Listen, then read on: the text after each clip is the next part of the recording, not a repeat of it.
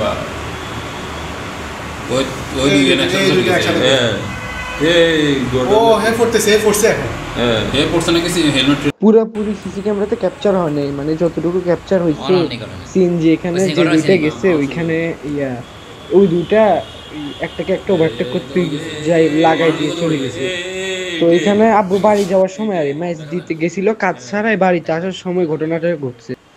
আমার বাবা হচ্ছে ইয়া যাচ্ছিল, আমার ইয়া বড় বোন একটা আছে, আমার বড় ইউনিভার্সিটিতে ভর্তি হবে, এই জন্য এখানে অ্যাপ্লাই করার জন্য বিভিন্ন গাইড পড়তে হবে। তো এখানে কুরিয়ারে গাইড অর্ডার দিছিল। তো কুরিয়ারের লোক বারবার মেজ দিয়ে এসে ফোন করতেছিল গাইডটা নেওয়ার জন্য। তো আব্বু সন্ধ্যাবেলা হাসি খুশি ছিল আমাদের সাথে। তো বাইর হচ্ছিল, আমাকে বলে মুহিম বাবার গাড়িটা বাইর করে দিত। তো আমি আব্বুর গাড়িটা বাইর করে দিছি। আব্বু বলে আব্বু হেলমেটটা আনি দেওয়ার জন্য। তো আমি আব্বুকে হেলমেটটা আনি দিছি, তারপর আব্বু রওনা দিছে। তারপরে আমরা এসার পরে খবর শুনি যে এই অবস্থা। তো আমরা তাড়াতাড়ি ওইখানে চলে যাই। এখন অ্যাক্সিডেন্ট কোথায় হয়েছে ওইটা আমরা বলতে পারতেছি না ঠিক মতো। ওইটা আমার খালু জানে মনে হয় এরকম কিছু বললো, মনে হয় আশেপাশে কোথায় গ্যারেজে বাইক রাখা আছে। আর দুর্ঘটনা কোথায় হয়েছে ওইটা আমি নিজেও জানি না। বা ওই ওই দুইজন একসাথে হে পড়ছে নাকি হেলমেট টেলমেট পড়ছে।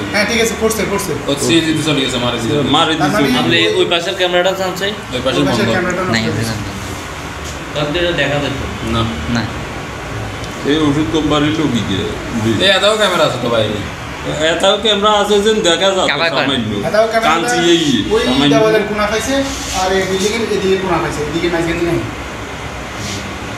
কারণ এটা তো রোড মারছে, রোড মারার কারণে হেসের রোড মারছে, তো এদিকে আসে না।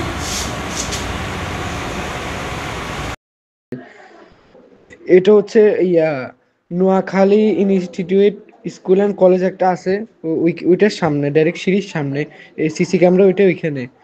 আর এখানে সিসিটিভি পুরোটা ক্যাপচার করতে পারি নাই, শুধু ওই প্রথম দিকে দিয়ে হালকা একটু গড়াইছে যে একটু হালকা দেখা গেছে। আর সিএনজি দুইটা যে আগে দিয়ে গেছে ওইটা দেখা গেছে, মানুষের ভিড় দেখা যাচ্ছে কিন্তু আব্বুকে দেখা যাচ্ছে না এখানে।